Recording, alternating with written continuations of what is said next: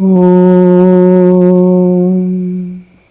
Jananim Sharadam Devim Ramakrishnam Jagadgurum Padapadme Tayo Shritva Pranamami Muhurmuhu.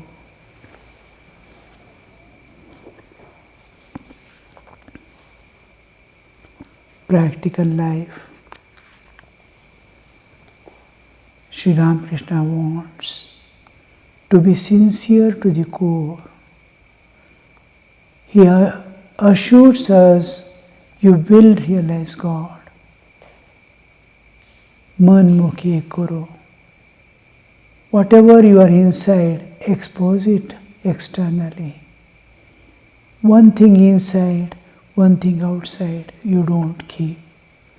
Live a simple life of purity, loving others, serving wherever there is need, and thinking of God.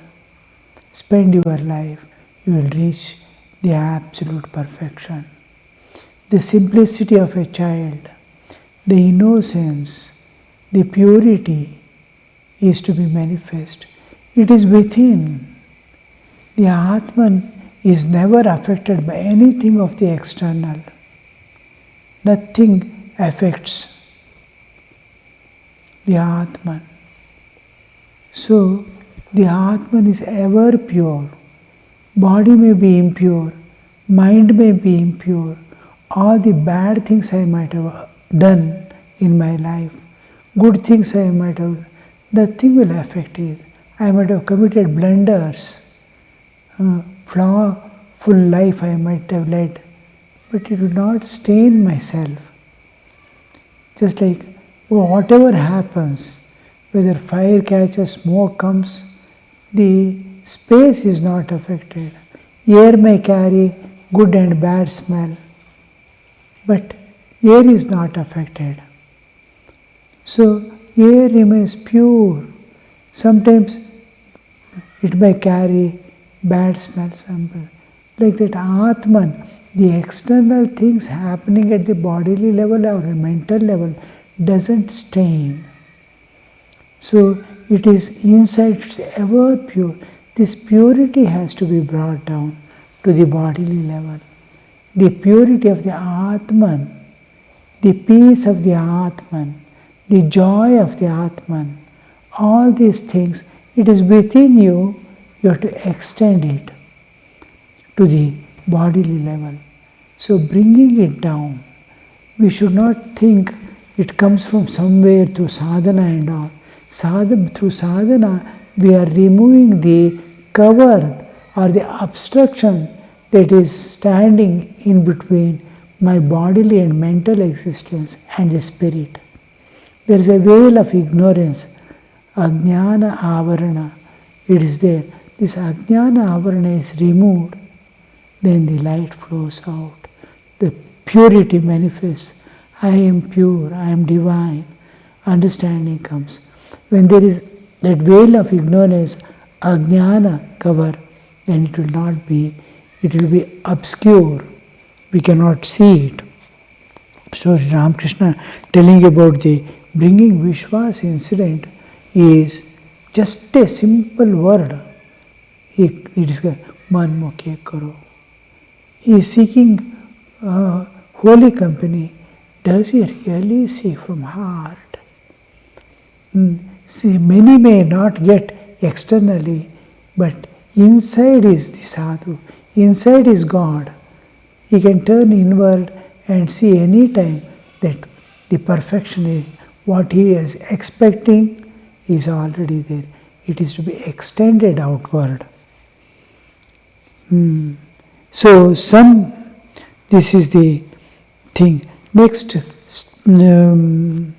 day, there with the Vishwas incident, he conveys man mukhe karo. Be what you are within and out without, be one personality. Even otherwise, it is called integration of personality. We have multiple personalities. I am one with one person, I am one with another, I am in presence of parents, I am one person. In shrine I am one person. In public I am one person. With my family I am another person. So many personalities are there within me. These all personalities get integrated, integration of it. Then I am the same. Wherever I am same. With the parents also same person. With wife and children also same person. In the shrine also is same person. Like a saint. Saint doesn't have multiple personalities within. He is one person. Wherever he is there, he is the same. There is no difference. He doesn't change his faces with the people and situations. He is moving equanimity. So this is one type of, and exposure. I don't hide anything. I don't expose anything that what I am not there. The tendency is to hide bad things and project what I am not there. I want to show myself to be good, and all my badness and defects I want to cover. This is the usual tendency. Sri Ramakrishna said, you won't be here after a few days. Why hide things within and lose God? So God is there to purify. That simplicity of a child when it appears. God is so simple, simplest thing in the world is God. And simplicity alone can make you reach Him, become simple like a child, pure like a child, innocent like a child. Go back the deviation from your original state of childhood. All dirt we acquire from the external things as a child moves away. He immediately recognizes which people will like him, appreciate him, which people will put restrictions on him. He avoids the people who puts restriction. He moves with the people who gives him sanction for everything. How the mind recognizes a child, and it's already becoming kalushita. So to retain that purity, lot of love and care you have to pour and transform the child. So that personality Sri Ramakrishna expects. Now the next chapter begins with the Master. Thursday, November 16th, 1882. The Master had come to Calcutta. In the evening he went to the house of Rajmohan, a member of the Brahmo Samaj, where Narendra and some of his young friends used to meet and worship according to Brahmo ceremonies. Sri Ramakrishna wanted to see their worship. He was accompanied by him and a few other devotees. See, though incarnation of God comes in human form in this world, His love and concern is unlimited. He goes from door to door to give that knowledge. What it could be, you see, to offer the services like a most lowest servant going from door to door to give the message of the Lord, to give the reality, to give the path to God. The love doesn't have any limits, and he has something to give. Naren and others who are going to bring about world transformation are there coming and going to do the worship according to Brahmo Samaj. They have enrolled themselves in the Brahmo Samaj and they have been given a procedure how to do the worship and all that. He has heard, he wants to see how do they do. It is not a formal worship like this. It is informal. Informal means no ritualistic worship. It is not a ritualistic worship. Brahmo Samaj. It is without image, without ingredients. According to Brahmo's ceremonies, Sri Ramakrishna wanted to see their worship. He was accompanied by M, because of whom we are getting this here. First-hand information we are getting, because M is there, he is recording down.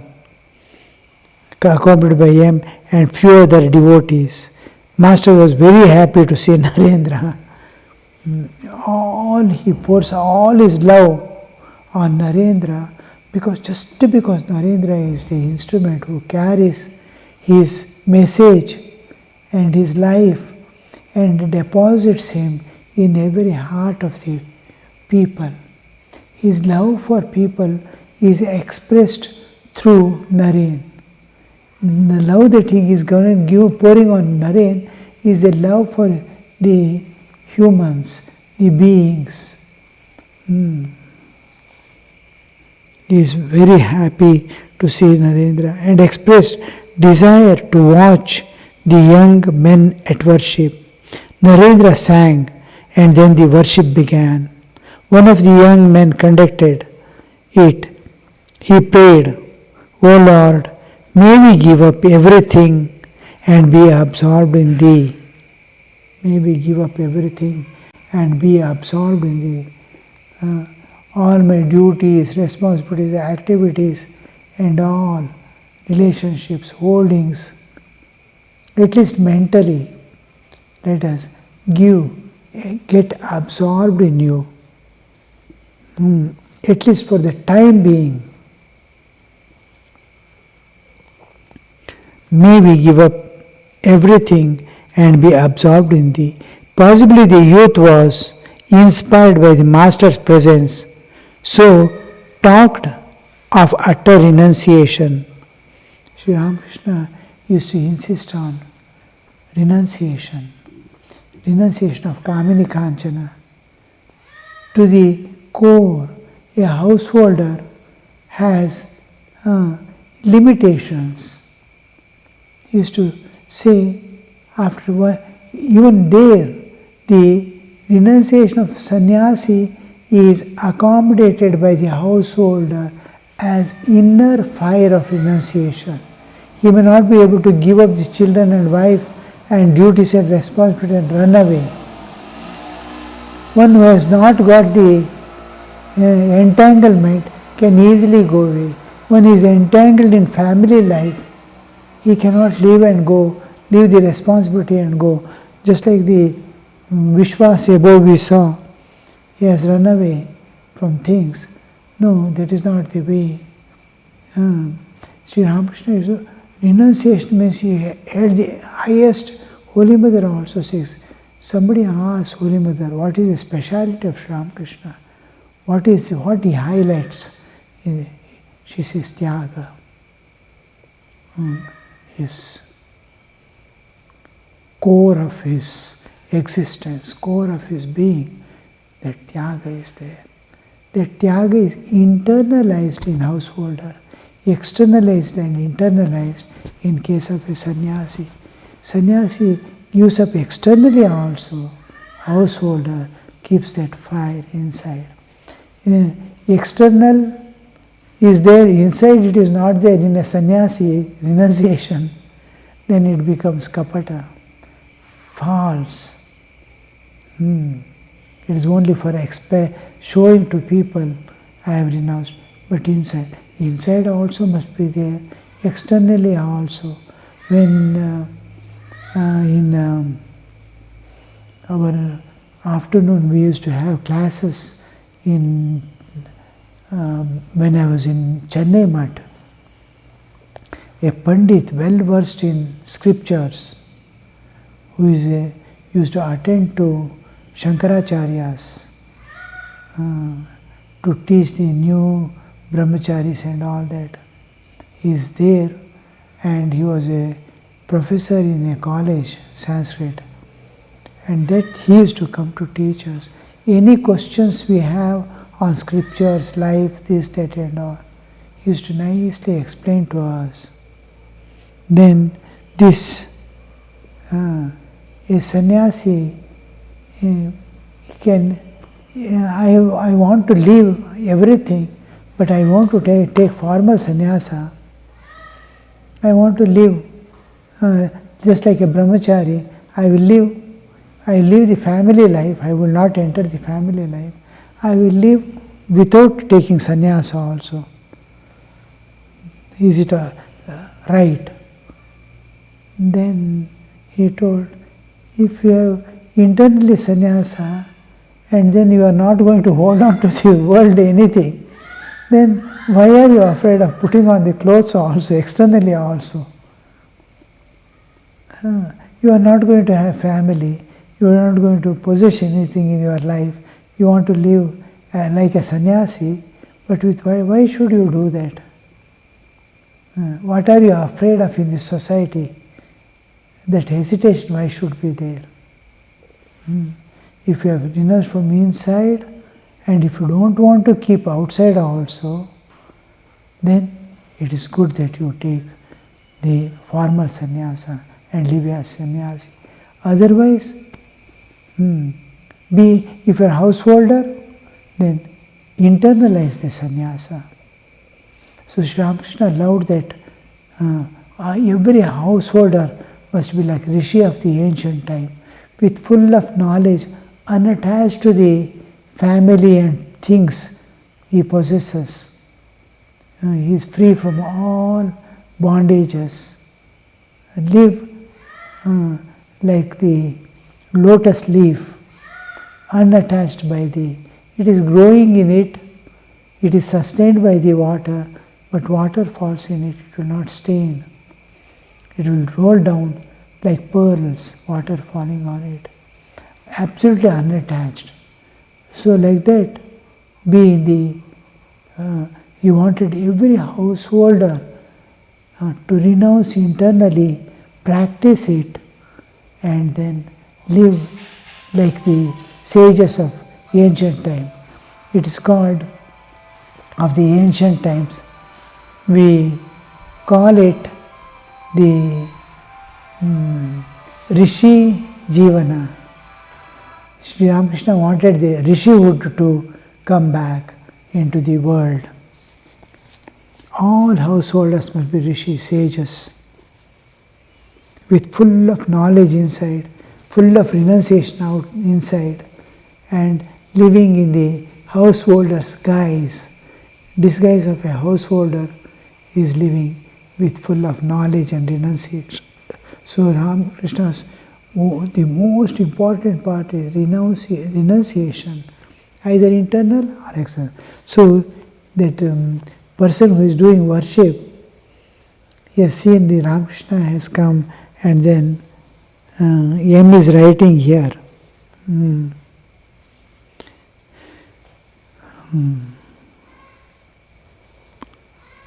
O Lord, may we give up everything and be absorbed in Thee. Possibly the youth was inspired by the Master presence and talked of utter renunciation. Sri Ramakrishna remarked in a whisper, much likelihood there is of that.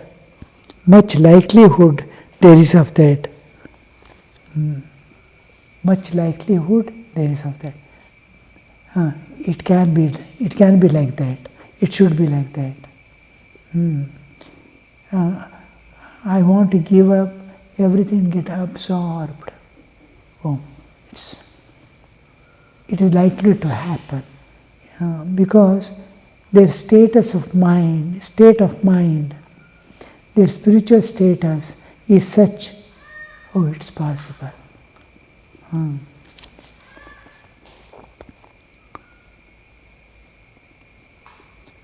Rajmohan served the master with refreshments. There ends the day. Sunday, November 19th, 1882. In the last paragraph we saw the need of renunciation, and then the spiritual status, the longing and expectations, hope, faith and divine love. They grow helping each other. A little love increases, hope increases. Hope increases our dependence on God, love of God. Like a triangle. Hope, faith and hope increases, love increases, faith increases. Faith, love and God. So like a spiral, they move.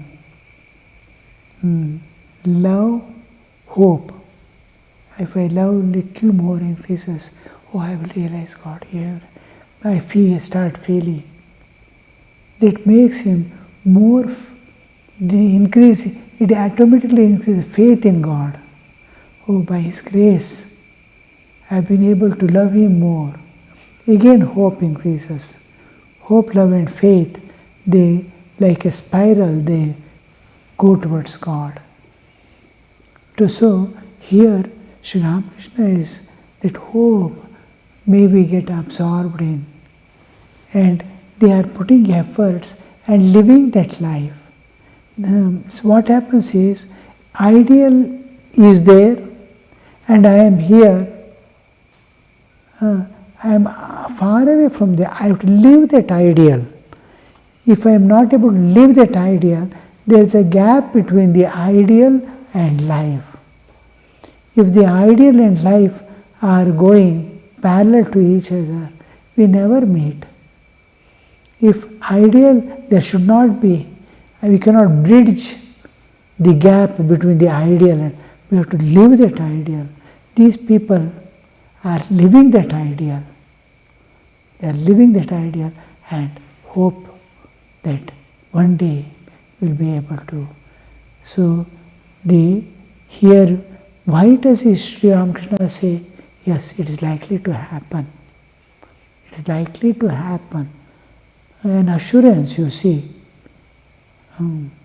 Unless you change your ways, nothing should obstruct you from attaining that state. All things are favorable in such a way, you are dedicating your time, and while working you are in its awareness.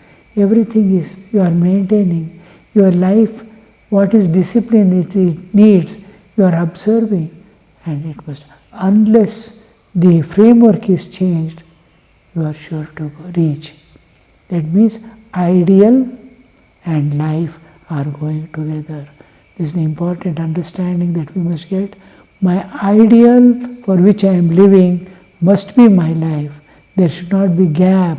There is no bridging possible between ideal and life if they are apart from each other.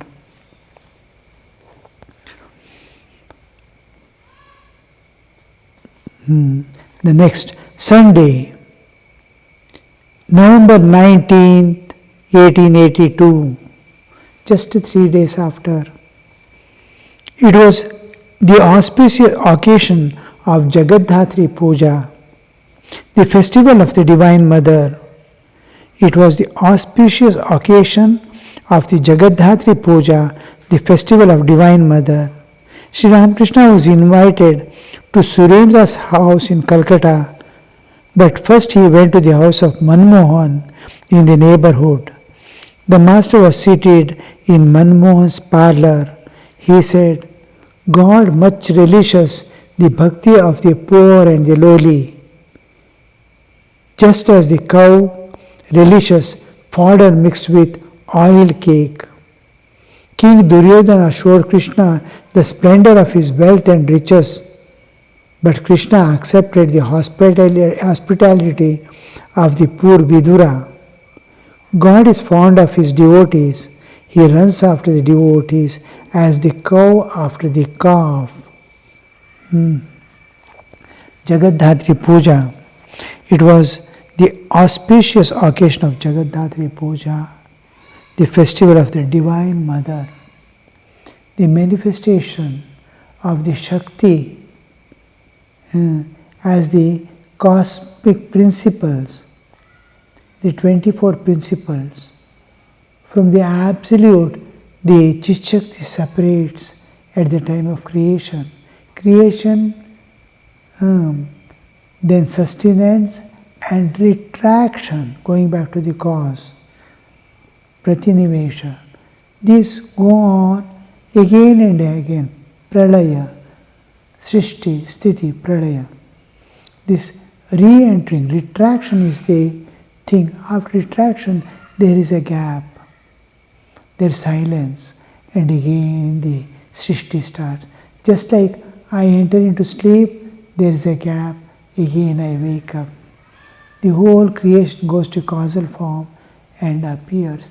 When it appears, the stages of evolution from just like I am waking up from the sleep, little by little, I am coming to, one by one is awakening. And before I can come to the bodily level and world, I pass through many transformations.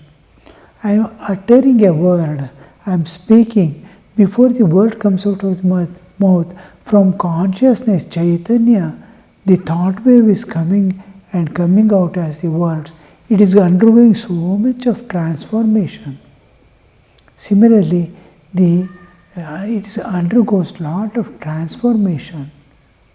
Just like I sleep and wake up, undergo many transformation because it is total dissolution to total manifestation. It passes through many stages. Little by little it opens up. Here we see a particular stage after the wave, the Chaitanya comes as wave, ripples of love, then waves, then condenses into Bindu, then there is manifestation of time and space, Akasha, Akashad Vayu, Vayu Agni, Agni Rapa, one by one descendants, evolutes are coming out. So before the Akasha comes into picture, we see in the Bindus, the Divine Mother she has taken the form of Bindu, and she is called Bindu Vasini. Tremendous activities going on within that Bindu to manifest throughout the universe. So this Bindu was slowly Akasha, Akasha, Vayu, Vayu, Agni, Agni, Rapa, Advya, Prithivya, Moshadaya, all one by one is emerging out. The whole universe is manifesting. The 24 cosmic principles, Pancha Jnanendriya, Pancha Karmendriya, Pancha Prana, Buddhi, Manas, all these are slowly evolving. The universe is ready completely. All jivas as they were at the time of dissolution, how the jivas were, what was their karma, and see the same way they manifest. Just like when I sleep and wake up, the same world presents again. So that when all jivas come into picture, everything is ready and the movement is going to start now. At that time, the power that holds everything in that state is called Jagaddatri. The Divine Mother stands independent of the nature, supporting the existence of this nature. She has become everything, she is pervading everything, and she is supporting its existence as being the substratum of that whole universe. This aspect of Divine Mother, who is holding it, just like holding something in my hand, she is holding the universe, supporting its existence. That power is called Jagaddatri, and her worship is going on. Prior to formation of this one also, at various levels of manifestation, the Divine Mother is worshipped. And here Jagannath is immediately after the formation of universe and all beings come into picture, you will see a power is protecting and holding it. Om Shanti Shanti Shanti Harihi Om Tat Sat Shri Ramakrishna Arpanamastu.